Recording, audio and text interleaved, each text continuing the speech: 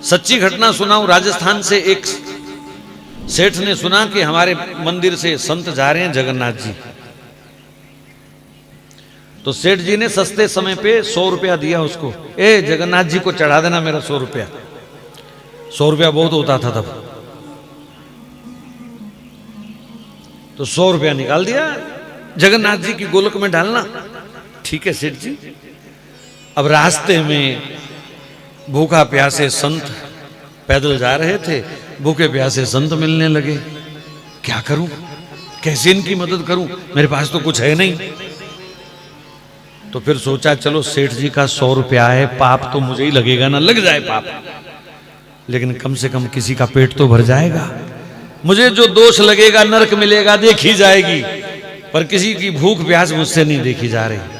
तो जो कोई रास्ते में भूखा प्यासा मिलता, बाजार से 2 रोटी खरीद करके उनको खिला देता, किसी को पानी पिला देता, किसी को शरबत पिला देता।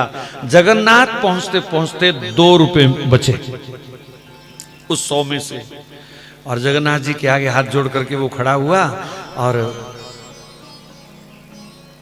रो करके कहा, प्रभु बेईमानी की है मैंने, सेठ जी ने 100 दिया था, मैं 2 ही ला पाया, बाकी मैंने खर्च दिए और 2 रुपए चढ़ा दिए। वापिस आए, प्रसाद दिया सेठ को, वो मेरा 100 रुपया चढ़ा दिया? बोले हाँ चढ़ा दिया।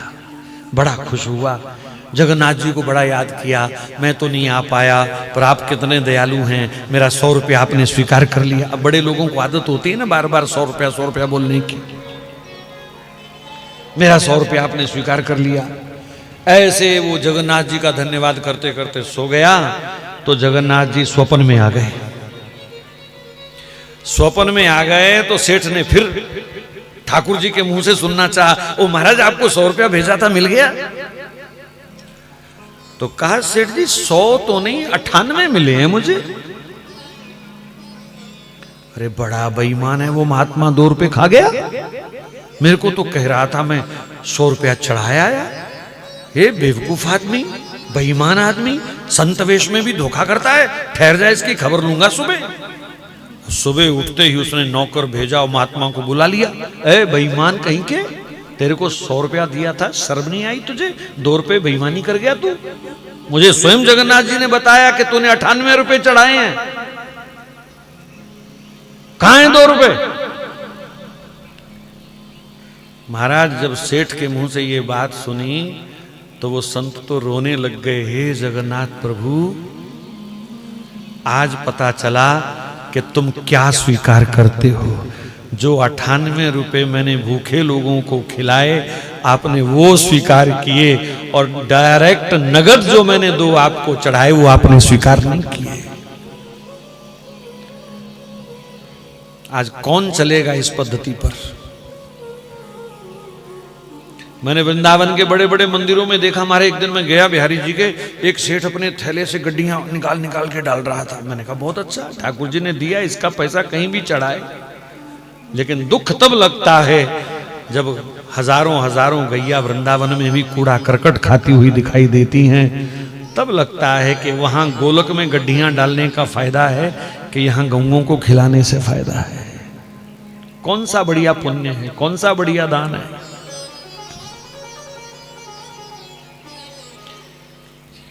तो मैं कभी नहीं कहूंगा कि आप मंदिरों में नोट ना चढ़ाएं, पर अगर किसी जरूरतमंद को जरूरत है तो उनके मुख में देना ही ठाकुर जी स्वीकार करते हैं, ना कि ठाकुर जी की गोलक भरने में ठाकुर जी खुश होते हैं।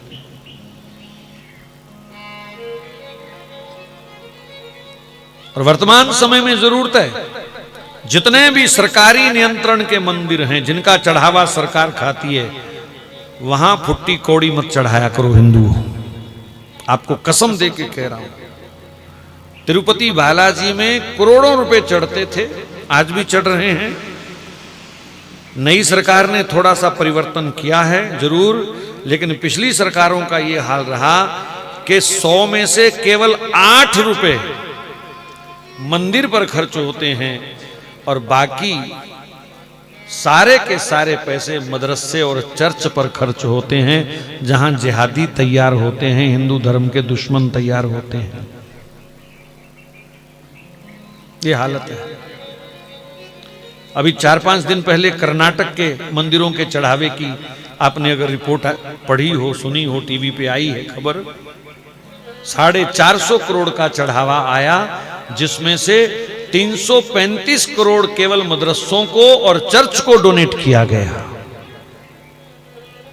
हिंदुओं का पैसा मदरसों को दिया जा रहा है, और उन मदरसों को जहां राष्ट्र विरोधी, हिंदू विरोधी तत्व तैयार होते हैं, पत्थरबाज तैयार होते हैं, सिर काटने वाले तरीके सिखाए जाते हैं जहां हिंदुओं के, वहां मंदिरों का चढ़ावा दे। मतलब अपनी कब्र हम खुद खोद रहे हैं, अपनी चिता हम स्वयं तैयार कर रहे हैं।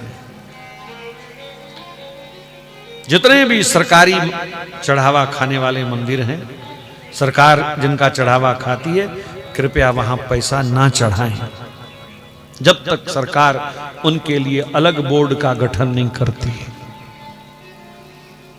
कम से कम हिंदुओं का पैसा तो हिंदुओं पर लगना चाहिए कि नहीं लगना चाहिए। अल्पसंख्यक आयोग अलग से उनको डोनेट करता है, कई खरब रुपए देता है साल के, मंदिरों का चढ़ावा वो खा रहे हैं, और फिर खा के भी देश के हक में रहें तो कोई दिक्कत नहीं, फिर भी वो देश के विरोध में हैं, सनातन के विरोध में हैं। हनुमान चालीसा पढ़ो तो वो पत्थर फेंकते हैं, रामायण पढ़ो तो वो हमारे ऊपर पत्थर मारते हैं, शोभा यात्रा निकालो तो पत्थर खाओ साथ में, और पलते भी हमारे पैसे से।